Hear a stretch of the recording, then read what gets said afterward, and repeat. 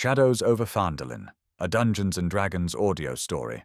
Episode 3, The Cragmaw Lair. The clearing exploded into motion. With a thunderous dwarven battle cry, Tordin and Jerry burst from their cover, charging across the stream and sending sheets of water flying. "For Gundren!" Tordin roared. The two goblins snapped awake, their lazy boredom instantly replaced by wide-eyed panic. They scrambled for their bows, but it was far too late. "What? Grolka! Intruders!" one of them shrieked. From across the water, Nisa pointed a slender finger. "Glekea!" she commanded.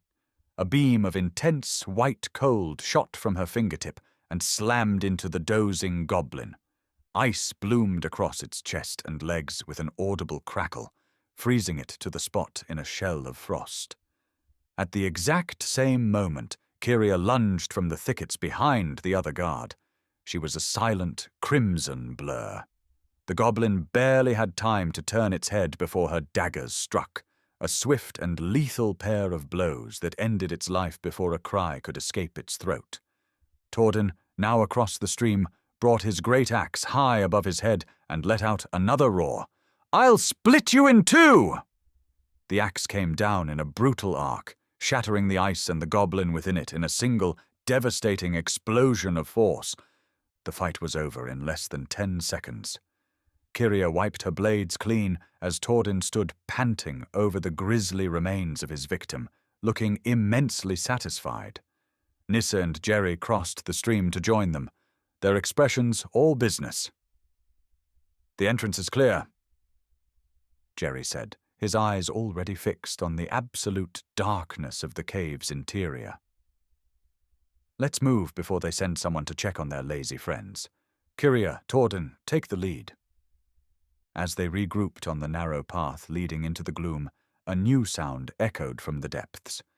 It was the low, menacing snarl of a predator, followed by the unmistakable clink and rattle of heavy chains. Horrors were stirring in the darkness ahead, and they were stepping in to meet them. The party advanced from the entrance into the main body of the cave.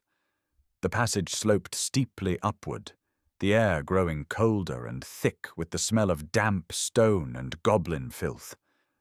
The stream they had crossed outside rushed and gurgled down the western side of the tunnel, its noise echoing in the enclosed space. Kyria moved in a low crouch, her daggers held loosely, while Tordin followed close behind, his axe at the ready. "I can't see a thing," the dwarf whispered, his voice a low rumble. "Smells like wet dog and goblin stink. Let's get this over with." Kyria froze, holding up a clenched fist. The others stopped instantly. She pointed to the east wall, where a few uneven stone steps led up to the dark opening of a side chamber.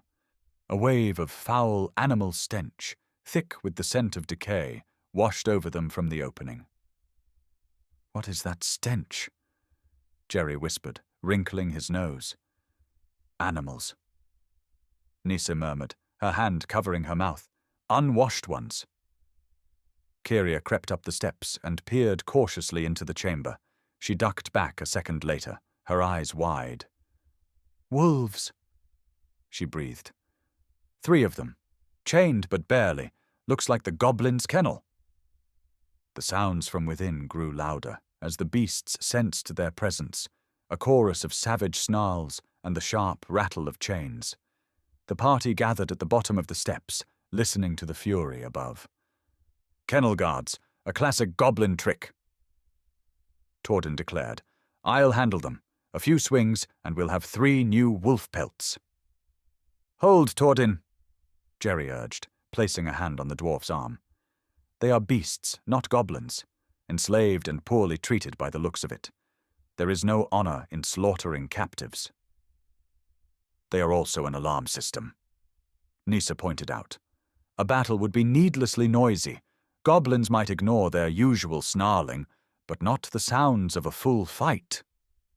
Tordin gestured angrily towards the chamber. "So what do you suggest, Paladin?" "We ask them nicely to let us pass." "Perhaps," Jerry said, his expression calm and resolute, He handed his torch to Torden, removed his helmet, and walked slowly up the stone steps, his hands held open to show he carried no threat. Two massive, filthy wolves lunged the moment he reached the top, their chains snapping taut just inches from his steel boots. They barked and snarled, spittle flying from their bared teeth. Jerry didn't flinch. "Easy now," he said, his voice a low, soothing murmur. "We are not your enemies. We are not the ones who bound you in this filth. Shh! Calm." His calm words had the opposite effect. Goaded into a greater frenzy, one of the wolves planted its feet and pulled back with all its might. The iron rod securing the chains groaned, and the stone around it cracked audibly as it shifted in its mooring. "Jerry, it's not working!" Kyria hissed from below. "They're trying to break free." As Torden prepared to charge, Nisa stopped him. "Wait," she said, her eyes fixed on the animals. "They are not just angry, they are starving. Their ribs are showing. Paladin, do we still have the salted pork from our rations?" Understanding dawned on Jerry's face. With a slight nod, he slowly reached into his belt pouch while the wolves continued to lunge. He pulled out a strip of dried meat. The change was instantaneous. The wolves' rage was eclipsed by ravenous hunger. Their snarls turned to whines, their eyes locking on the offering. Jerry tossed the meat onto the floor between them. They fell upon it, tearing and gobbling with ferocious speed. He threw another piece to the third wolf lurking in the shadows, then slowly extended an empty, open hand. "There," he said softly. "You see? We mean you no harm." This time, his calm was met not with rage, but with a cautious whine. The immediate threat had passed. The party filed carefully into the room, Jerry keeping the wolves calm while the others passed. Torden looked particularly disgruntled. "Wasted good pork on a pair of mutts," he muttered. "Better than wasting your energy, dwarf." "Look," Kyria said. She stood at the back of the small cave, examining a narrow fissure in the east wall. A cool, faint breeze issued from the opening. "It's a natural chimney," she announced, running her fingers along the rock. "It goes up.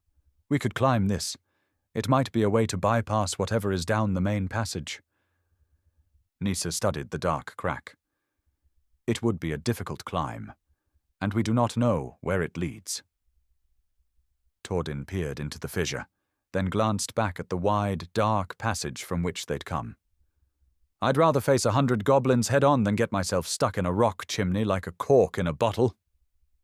The heroes stood at a crossroads. Before them lay two paths, the wide, direct, and certainly guarded main passage, or the narrow, unknown, and claustrophobic chimney. In the depths of the goblin warren, their choice would set the course for all that followed. "That chimney is an unknown risk," Jerry decided, his voice echoing slightly in the damp air.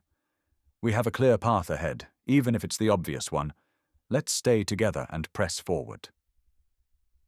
Torden grunted in agreement. "Good. My axe isn't made for climbing. It's made for cleaving."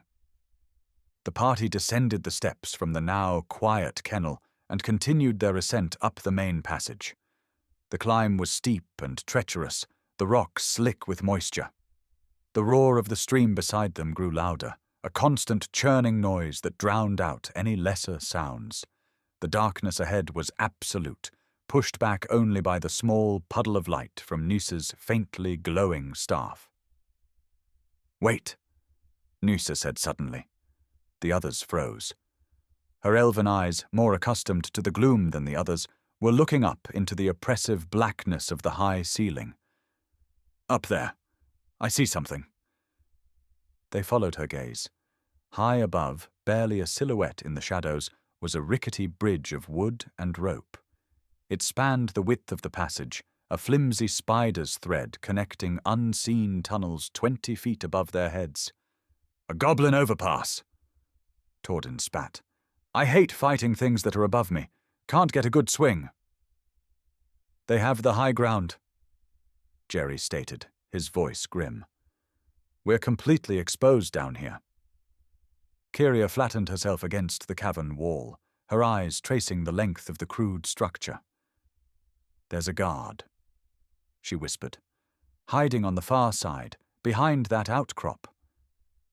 As if sensing their scrutiny, the goblin sentry's head appeared over the edge. For a tense second, they stared at each other across the gulf of darkness. Then, the goblin's eyes locked onto the faint glow of Nisa's staff. It ducked back, not shouting, but making a series of frantic, slashing hand gestures into the tunnel behind it. "It saw us! It's signaling for something!" Kyria snapped. "Take it out! Now!" Jerry commanded. Nisa reacted without hesitation. "Mycilia!" she cried, and 3 bolts of pure, white magical energy erupted from her hand, streaking upwards. Simultaneously, Kyria's arm blurred as she threw a dagger, a silver glint spinning through the air. The 3 missiles of force slammed into the goblin's chest, throwing it backward with a strangled cry. Kyria's dagger sank into its shoulder, pinning it against the bridge's rope railing. Mortally wounded, the goblin clung to the rope and let out one final piercing shriek of warning that sliced through the roar of the stream and echoed deep into the caves. At the same time, a new sound began, a low, grinding rumble from the high tunnel, as if a great stone sluice gate was being opened. "What in the 9 hells is that sound?" Tordin roared. The answer came a second later. A massive, churning wall of white water erupted from the upper tunnel, pouring down into the passage in a catastrophic flood. The goblin on the bridge vanished into the torrent, which crashed onto the cavern floor with the force of a tidal wave. "Flood!" Jerry bellowed. "Back to the steps! The kennel!" The surge hit them like a battering ram, the water rising instantly to their chests. Nisi and Rogue, lighter on their feet, scrambled desperately back towards the relative safety of the kennel steps. But Tordin, caught in the main current, lost his footing, his heavy armor a deadly anchor. "Ah, can't!" he yelled as the water pulled him under. Jerry, planting his feet like an iron pylon, lunged and grabbed the dwarf's arm, his muscles straining against the incredible force. "I have you, Tordin! Hold on!" For a moment he held fast, but a heavy log, caught in the current, slammed into Jerry's side, making him stumble. The water's pull was too great. With a final, desperate cry, Tordin was ripped from his grasp. "Jerry!" The paladin watched in horror as his friend was swept away, tumbling end over end in the churning, debris-filled water before disappearing into the darkness downstream. The flood subsided as quickly as it had come, its roar diminishing back to the normal rush of the stream. The passage was now slick with mud and freshly strewn with wreckage. From their perch on the kennel steps, the 3 heroes stared down the dark, wet passage. Tordin was gone. Above, the bridge was empty. They were separated, exposed, and the entire goblin warren now knew they were here. The 3 heroes stood on the kennel steps, staring into the dark, wet passage where their friend had vanished. A silence settled between them, heavy with worry. He was washed back towards the entrance. Jerry said with strained voice, "We have to." His words were cut off by a distant sound from the direction of the entrance, a faint crash, followed by the unmistakable sound of a dwarven curse, punctuated by the high-pitched shriek of a goblin. Kyria's tense posture relaxed, and a rare, small smile touched her lips. "He's too stubborn to drown," she said. "And he's found some company," Jerry added, relief evident in his voice. Moments later, Tordin came stomping back up the passage. He was a vision of dwarven fury, soaked to the bone, his armor newly dented on his side, and a fresh cut bleeding freely on his forehead. He limped slightly, but his grip on his axe was firm as he dragged the limp bodies of 2 goblins behind him. "Found the welcoming committee?" he growled, shoving the corpses aside.